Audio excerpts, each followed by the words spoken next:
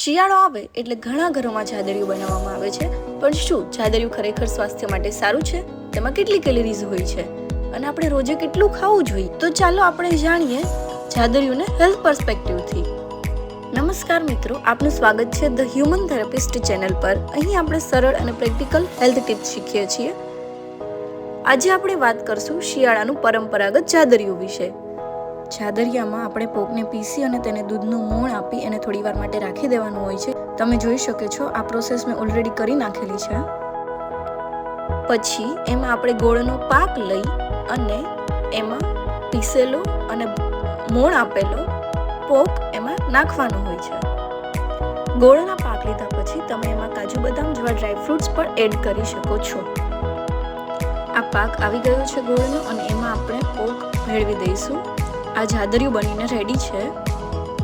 જાદરિયું ખૂબ પૌષ્ટિક છે, પણ તેમાં કેલરીઝ પણ વધારે હોય છે. અંદાજે 1 ચમચી જાદરિયામાં 120 થી 150 કેલરીઝ હોય છે અને 2 ચમચી જાદરિયામાં 250 થી 300 કેલરીઝ હોય છે, કારણ કે તેમાં ઘી, ડ્રાય ફ્રૂટ્સ અને ગોળ હોય છે. જાદરિયાના હેલ્થ બેનિફિટ્સ પણ ઘણા બધા છે. પહેલું, એનર્જી માટે જાદરિયું શરીરને એનર્જી આપે છે. ખાસ કરીને શિયાળામાં શરીરને વધુ એનર્જીની જરૂર હોય છે. બીજું છે જોઈન્ટ હેલ્થ. જાદરિયામાં રહેલો ગોળ અને ડ્રાય ફ્રૂટ જોઈન્ટ્સ અને મસલ માટે ફાયદાકારક છે. શિયાળામાં જોઈન્ટ સ્ટીફનેસ થાય છે ત્યારે જાદરિયું મદદરૂપ બની શકે છે. ત્રીજું, શરીરને ગરમ રાખવામાં મદદરૂપ છે. ચોથું, તે બોડીની ઇમ્યુનિટીને સપોર્ટ આપે છે. હવે કેટલું ખાવું તે મહત્વનો પ્રશ્ન છે. જાદરિયું કેટલું ખાવું જોઈએ? અડલ્ટ્સ માટે દિવસમાં 1 ચમચી જેટલું જાદરિયું પૂરતું છે.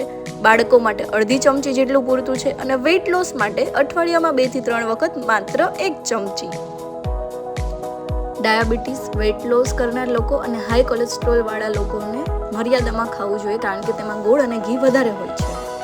જાદરિયું ખાવા માટેનો બેસ્ટ ટાઈમ છે સવાર અથવા તો બપોરે. રાત્રે ન ખાવું જોઈએ, કારણ કે તે ભારે પડી શકે છે. શિયાળામાં આપણે બિસ્કિટ અથવા તો કોઈ મીઠાઈ ખાઈએ એના કરતાં જાદરિયું ખાવું વધારે સારું છે. જાદરિયું પસંદ હોય અને વિડીયો પસંદ આવ્યો હોય તો લાઈક, શેર અને સબસ્ક્રાઈબ કરજો.